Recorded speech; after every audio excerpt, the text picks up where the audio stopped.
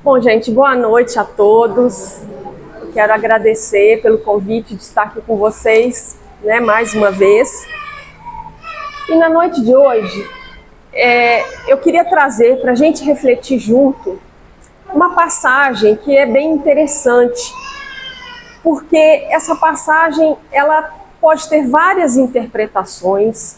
Como o Antônio disse, quando a gente pega o Evangelho, a gente tem que fazer um estudo, e às vezes não é um estudo de uma consulta apenas. Lá no livro Renúncia, Alcione fala que a palavra do Cristo, o Evangelho, ele tem que ser conhecido, meditado, sentido e vivido, e nessa ordem. E às vezes a gente acha que uma leitura superficial a gente consegue apreender tudo o que está sendo passado para a gente ali. E não consegue. Às vezes é necessário semanas pensando no assunto, pesquisando, procurando, para a gente conseguir entender uma parte minúscula, às vezes, da passagem. Então é preciso que a gente tenha esse hábito de consultar o Evangelho, de pensar a respeito, de voltar nele e ver aquilo que a gente consegue retirar de aprendizado, fazendo esse processo cíclico, porque a mensagem ela não é clara. Talvez como uma forma exata de proteger a própria mensagem. Então ela foi feita de uma forma que ela está ali encapsulada, e a gente às vezes precisa ir tirando aquela roupagem, buscando entender um pouquinho da cultura da época, para que a gente consiga mais ou menos aproximar daquilo que o Cristo quis ensinar para a gente. E essa passagem, que é a passagem da figueira, eu vou fazer a leitura, ela é curta, é uma dessas passagens que a gente precisa visitar e revisitar e pensar muito a respeito. Ela está no capítulo 21 de Mateus, ela começa lá no versículo 17. E deixando-os, saiu da cidade para Betânia e ali pernoitou. Ao raiar do dia, voltando para a cidade, teve fome. E vendo uma única figueira no caminho, dirigiu-se a ela e nada encontrou senão folhas. E disse-lhe: nunca mais nasça fruto de ti. Imediatamente secou-se a figueira. Aqui já começa uma divergência dos evangelhos. Um diz que secou imediatamente, já lá em Marcos diz que no dia seguinte, quando eles voltaram novamente para Jerusalém, passaram pela figueira e ela estava seca. Então já existe uma pequena divergência dos dois evangelistas. Os discípulos, vendo isso, maravilharam-se, dizendo: como a figueira secou-se imediatamente? Em resposta, Jesus lhes disse: amém vos digo que se tiverdes fé e não duvidardes, não somente fareis isso da figueira, mas também se disserdes a este monte, sejas tirado e lançado ao mar, isso acontecerá. E tudo quanto pedirdes na oração, crendo, recebereis.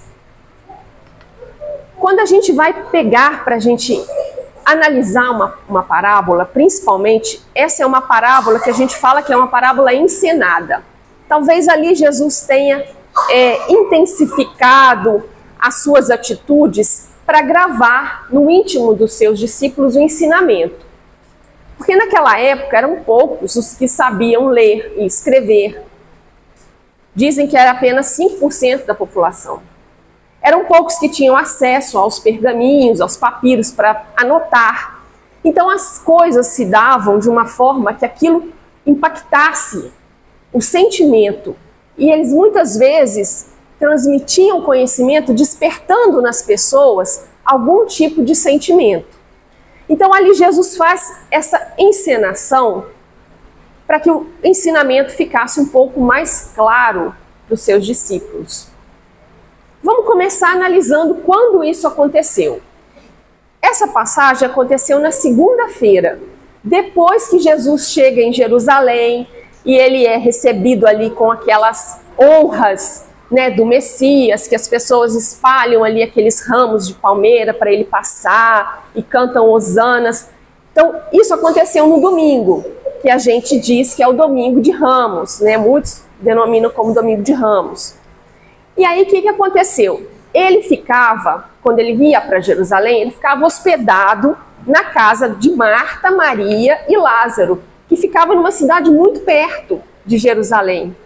Ficava a 3 quilômetros apenas. Então ele ia pernoitar com seus discípulos na cidade de Betânia, ali pertinho.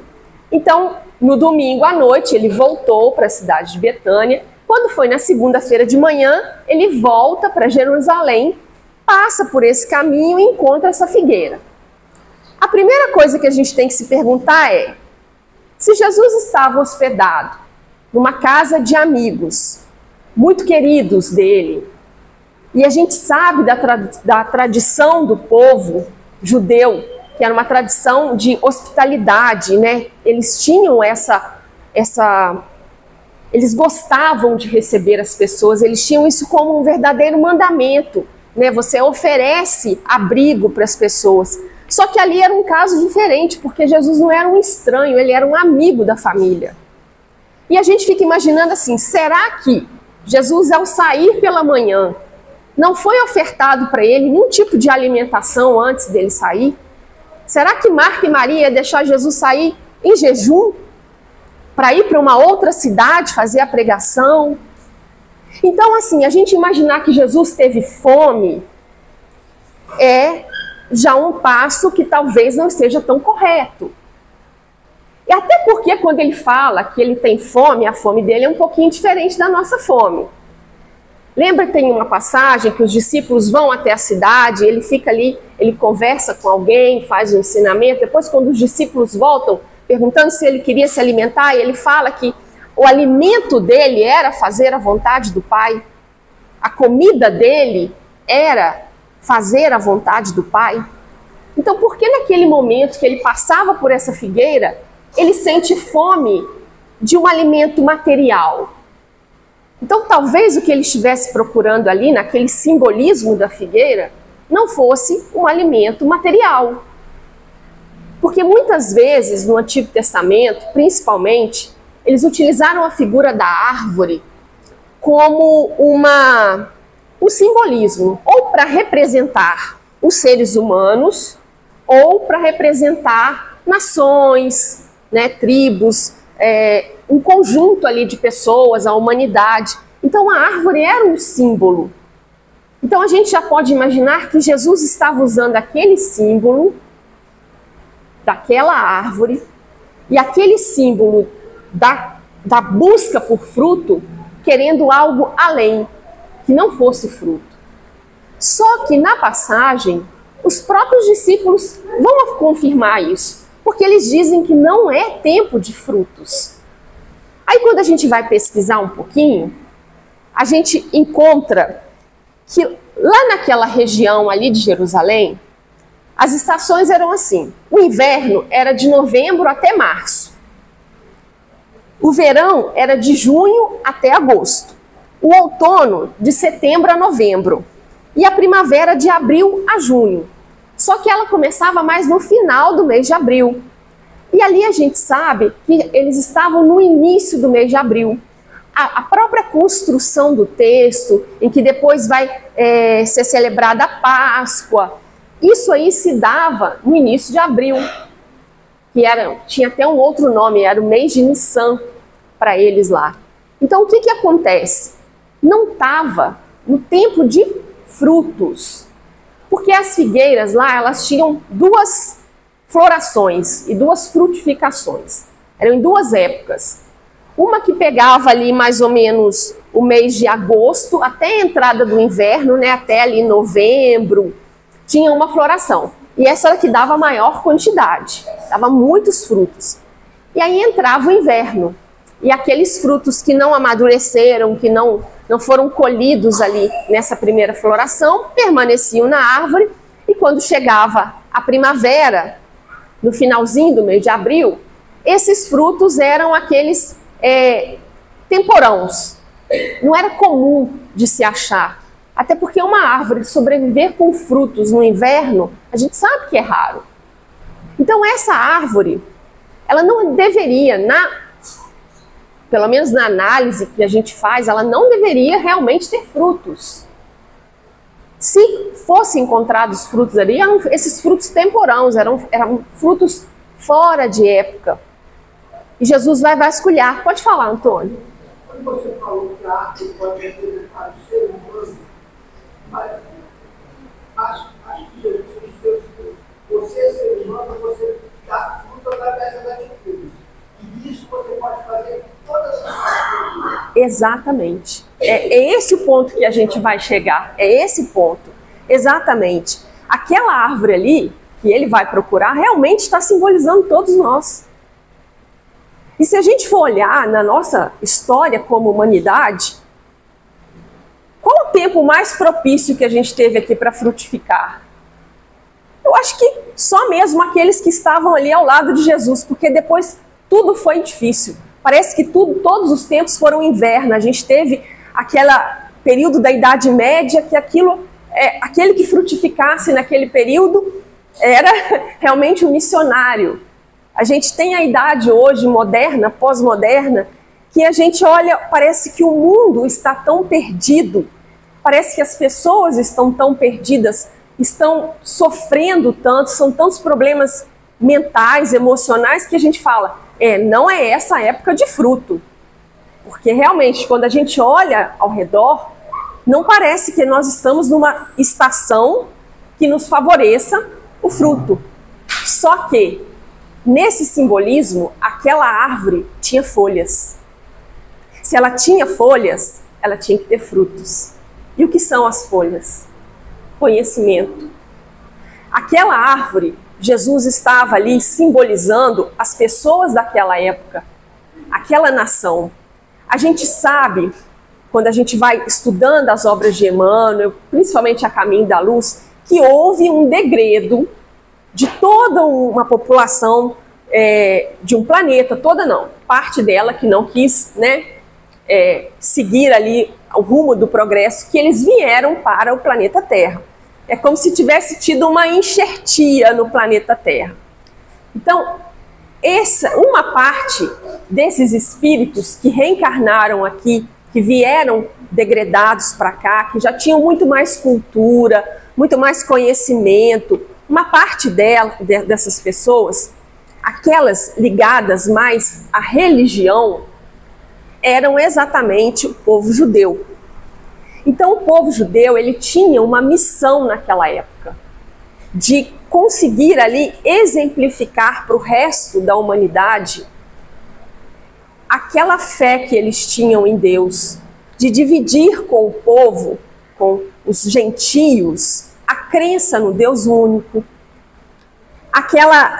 todas aquelas revelações que eles recebiam através dos profetas, que Emmanuel vai dizendo uma pergunta lá no livro O Consolador. Emmanuel afirma que Jesus estava ao lado dos profetas, porque só Jesus tinha a capacidade de ver tão longe a trajetória da humanidade, que permitia ele, através da mediunidade dos profetas, ir dando essas mensagens. Então aquele povo era um povo que tinha, como nós temos hoje, esse contato com o mundo espiritual através dos profetas. Eles tinham muito conhecimento, mas o que eles fizeram? O conhecimento é meu, você é gentio, então você não merece, você é sujo, impuro. E eles pegaram todo aquele conhecimento e guardaram para si. E pior, nem conseguiam às vezes dividir com os próprios conterrâneos. Ali aquela casta dos fariseus, daqueles homens do templo, dos doutores da lei, eles tinham muito mais conhecimento do que eram passado para a população. A gente olha, por exemplo, Saulo de Tarso, como ele era instruído em relação às outras pessoas comuns da sua época. Então havia essa separação. Não estavam ali repartindo fruto. Até que chegou o momento da aferição. Jesus veio em pessoa verificar como estava o andamento daquela missão que ele tinha confiado àquele povo. E ele chega ali no meio daquele povo, ele encontra muitas folhas naquelas árvores, naquelas pessoas. Havia conhecimento, mas não havia nenhum fruto. E se havia folhas, tinha a necessidade, a obrigação de haver frutos. Então ele faz toda aquela encenação, toda aquela história contada ali para mostrar para a gente que, independente da época em que ele chegue à nossa porta, se nós temos folhas, nós temos que estar fornecendo frutos. A gente tem que estar alimentando as pessoas. Não só o alimento material, mas principalmente o alimento espiritual. Que às vezes também não é o fato de a gente imaginar-se alimentando os outros. Então eu tenho que sair por aí pregando, doutrinando, convertendo pessoas. Não, não é esse o propósito. Porque falar é fácil. Falar, como eu estou fazendo aqui, é a coisa mais fácil que tem. Mas o frutificar, esse é mais difícil. Porque o frutificar é o exemplo daquilo que você fala. É a vivência no dia a dia. São aquelas outras 24 horas que você tem, além daquela uma que você está aqui, aquelas 23. O que você faz? Como você trata seu semelhante? Como você é dentro da sua casa? Como você está agindo no seu trabalho? Que espécie de exemplo você está dando? Será que as pessoas, quando falam assim, olha, Catrine é espírita, nosso espiritismo não deve ser bom então não, porque ela é uma pessoa insuportável. Será que eu estou sendo isso? Será que eu estou...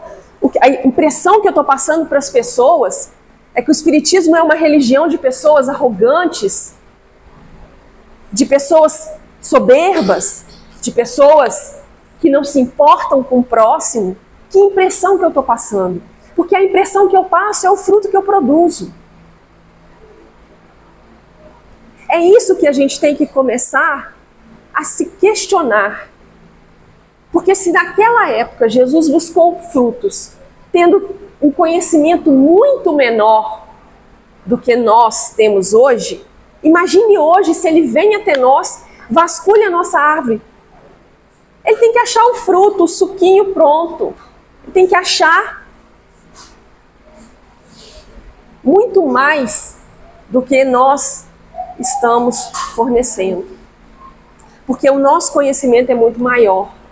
Então, quando a gente vai, por exemplo, analisando, uma das coisas interessantes que a gente olha, a gente acha que o figo, ele é o fruto, né? Mas ele não é fruto.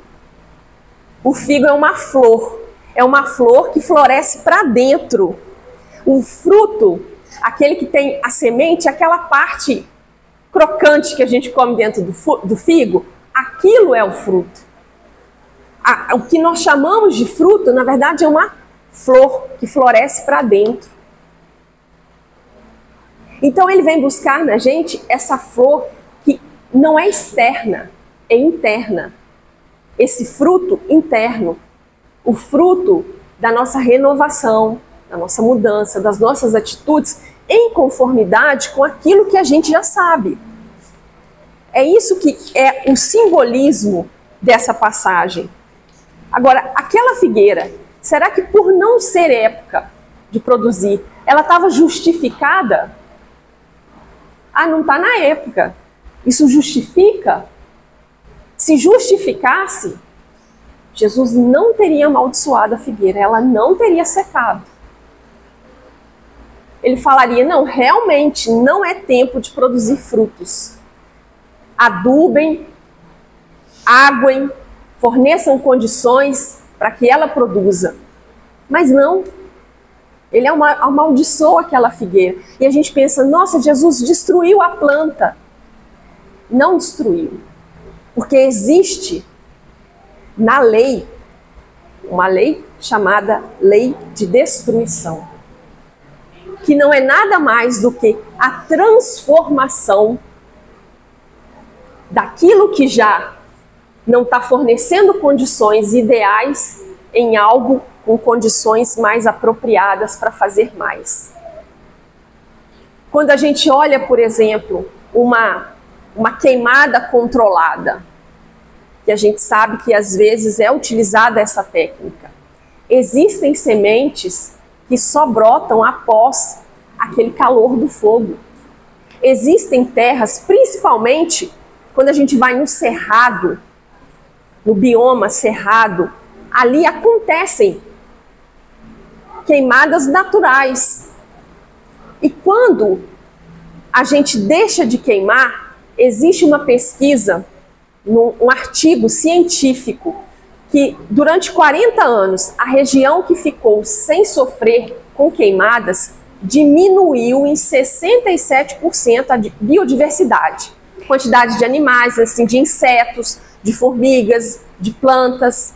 Por quê? Porque às vezes o fogo traz toda aquela renovação, ele limpa o terreno, a água penetra com mais facilidade, forma aquele bolsão úmido ali e favorece a planta a crescer. E tendo planta, tem mais biodiversidade. E aí, às vezes, a gente critica, a gente desespera, se revolta quando a gente tem uma dificuldade na nossa vida. Para que tem a dificuldade? Exatamente para fazer esse papel do fogo. Você secou. Agora você vai se reconstruir. Agora você vai ter uma nova oportunidade para você florescer e frutificar. É a mudança natural. São condições que, às vezes, se a gente não tiver, a gente fica ali adormecido. Às vezes frutificando mais um pouquinho, às vezes ali com poucas folhas, acomodados. E aí vem essa dificuldade, a gente desperta e a gente consegue produzir muito mais. Então a dificuldade na nossa vida, ela não é para ser motivo de revolta. A gente tem que saber que é uma fase, uma coisa que vai passar, mas que traz benefícios. E o exemplo do inverno tem um fogo purificador, né? Daquela casa de movimento, né? Sim. O cara, tem aquelas serpentes de fogo que são os elementais, né? Trabalhando ali com fogo, limpando o ambiente, queimando aquela gente. Vai limpando, né? Tirando aqueles miasmas ali daquela região toda, né? E a casa, é interessante mesmo o livro. A casa vai sendo transportada, né, e vem aquela cortina de fogo ali limpando a atmosfera no plano espiritual mais inferior, né, ali no meio do umbral. Realmente é interessante para a gente ver o papel transformador que às vezes o sofrimento impõe nas nossas vidas. E naquela árvore não foi diferente. Porque o princípio inteligente que estava ali animando aquela árvore vai animar uma nova árvore, vai produzir novos frutos, vai evoluir da mesma forma que nós. O que secou ali foi a embalagem. Assim como a gente. A nossa embalagem, ela tem um tempo de validade determinado. A gente vai envelhecer, vai desencarnar e a gente depois, quando for necessário, a gente vai adquirir uma nova embalagem, mas a gente continua. Isso é a lei de transformação. E é interessante a gente imaginar como que as árvores são tão simbólicas durante o Novo Testamento, o Antigo Testamento e até para o Espiritismo. Quando a gente vai visitar o Antigo Testamento, a árvore que mais aparece ali é justamente a figueira. E essa passagem que Jesus amaldiçoou a figueira, ela estava meio que prevista por um dos profetas. Lá em Oséias, ele chega a comentar que quando viesse, né, aquele que estava para vir, aquele que eles eram considerados Messias, ele não coloca essa denominação no texto, mas ele fala desse momento de aferição. Ele já prediz que as figueiras não estariam produzindo frutos. Eram figueiras estéreis. Mas isso foi previsto mais de 700 anos antes dessa passagem. Mas Jesus conhecia profundamente todo o Antigo Testamento. Então existem coisas que estão sendo vivenciadas ali, que são exatamente para cumprir aquelas profecias, e em termos até de comparação com o que foi escrito, com o que foi predito. Essa é uma das passagens que é comentada, essa questão da falta de frutos, em Oséias, em Salmos também. Tem uma passagem citando os frutos das figueiras, lá no Salmo número 1. Então, toda essa sequência de fatos a gente entende melhor quando a gente conhece um pouquinho do Antigo Testamento. Ali Jesus estava demonstrando isso. Tá? Então, como eu estava falando, a questão das árvores no Antigo Testamento, que simboliza a justiça, a gente vê a ideia da figueira. Ali, a figueira, ela simboliza a lei de causa e efeito. Aqueles que ainda estão mais endurecidos. Aqueles que têm a necessidade, às vezes, do sofrimento de secar-se para que depois possam, através desse sofrimento, produzir mais frutos. Então a gente vê esse símbolo da figueira lá. Já no Novo Testamento, a árvore que vem e aparece mais ali como símbolo é a oliveira. É a oliveira que dá ali as azeitonas, que é produzido o azeite, que serve às vezes como óleo para iluminar, para colocar ali dentro daquelas lâmpadazinhas, aquelas candeias, né? O que vai ali dentro é o azeite. Então ali já mostra uma evolução. Por quê? Porque ali começa a era do amor. A era que Jesus vem instaurar na terra. Se você deixa de se apegar tanto à lei, para você passar a se apegar ao amor, você deixa de estar sujeito a essa lei de causa e efeito, nos termos assim de sofrer, para poder agir com amor, para frutificar com amor. E qual que é o símbolo que vem depois da doutrina espírita? Da videira. É o único que a gente tem. Lá em Prolegômenos, aquela cepa assim com um cachinho de uva, né? Por quê? Porque ali é matéria e espírito. É uva e vinho.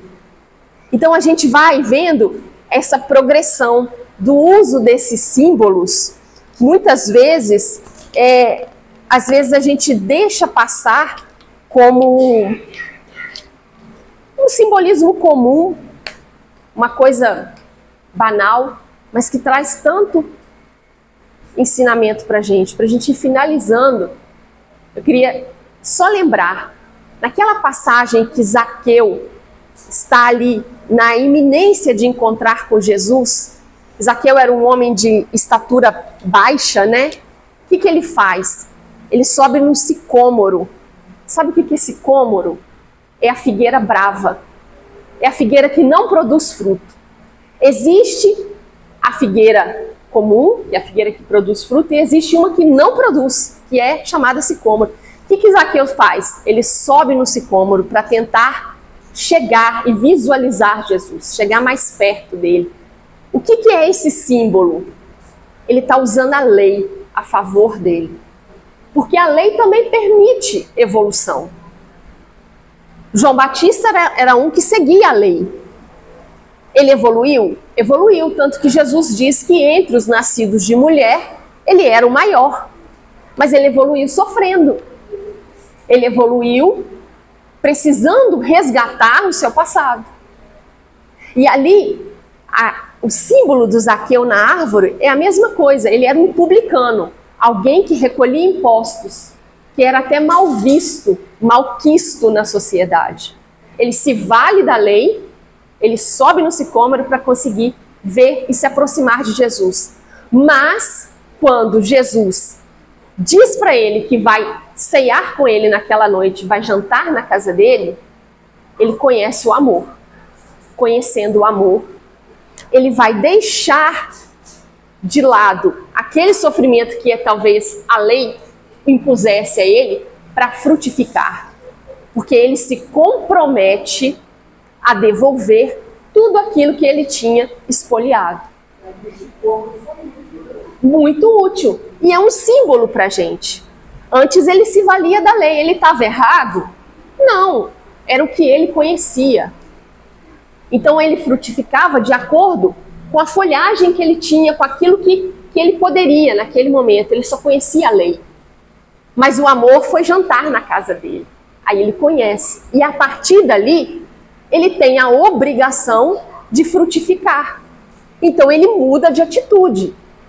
Não quer dizer que ele não vá precisar resgatar, sofrer, mas a atitude dele de já querer por si mesmo corrigir os seus erros, sem ter que esperar que a dor venha para despertá-lo, já demonstra que a visita de Jesus surtiu efeito, que ele realmente mudou os seus propósitos.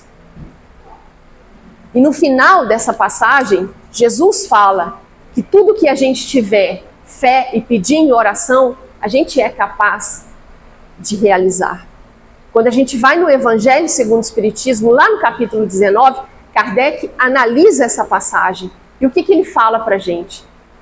Que esse tudo que Jesus se refere, muitas vezes não quer dizer coisas materiais, mas tudo que a gente pedir no aspecto moral, em termos de força para que a gente possa conseguir perdoar, para que a gente possa não carregar mágoas, para que a gente possa ser mais disciplinado, isso a gente vai conseguir com a oração. Porque o simples desejo é capaz de atrair em nosso benefício uma nuvem de espíritos que estão ali querendo o nosso bem, o nosso progresso. Kardec põe isso lá. Então que a gente possa utilizar o nosso conhecimento de uma forma mais eficaz para produzir frutos, primeiro para dentro de nós, depois que a gente possa, com o nosso exemplo, alimentar o outro. Eu lembrei de uma passagem, rapidinho, quando Saulo é curado por Ananias, depois que ele encontra com Jesus, ele fica cego, Jesus, em sonho, aparece para Ananias e pede para que ele vá lá na hospedagem para poder devolver a visão a Saulo, que depois seria Paulo. E naquele momento ali, a gente percebe uma euforia de Saulo, querendo já começar o trabalho, querendo começar a pregação, querendo falar para todos os seus conterrâneos e companheiros ali do templo o que tinha acontecido com ele. E ele recebe um conselho de Ananias muito interessante. Eu acho que eu até trouxe a passagem aqui. Ananias fala para ele assim: o Senhor conferiu-te a tarefa de semeador. Tens muito boa vontade, mas que faz um homem recebendo encargos dessa natureza? Antes de tudo, procurar juntar as sementes no seu mealheiro particular, para que o seu esforço seja profícuo. Ou seja, ele fica 6 anos se preparando, estudando, se conhecendo, fazendo as pazes consigo mesmo, fazendo as pazes com aqueles outros a quem ele feriu, magoou, como é a Prisca no deserto, né? Aquele casal que ele fica lá durante 3 anos no deserto, Áquila e Prisca. Então, o primeiro passo é essa frutificação para você ter sementes para plantar. Então você vai, reconcilia com o seu próximo, reconcilia consigo mesmo, se perdoa, se conhece, aí você vai ter sementes para fornecer e alimentar os outros. Então essa é a mensagem de hoje. Eu espero que tenha inspirado a cada um de nós, principalmente a mim, né? Porque a gente, quando fala, é o primeiro a precisar colocar em prática tudo isso. Que a gente possa, então, encontrar com as nossas preces o auxílio e a força que a gente precisa para frutificar. Porque folhagem nós já temos muita, a nossa copa é uma copa muito frondosa. Então a gente já está na hora de começar a fornecer esses frutos. Muito obrigada a todos, mais uma vez, pelo convite, pela recepção. Que Jesus inspire e auxilie a cada um de nós.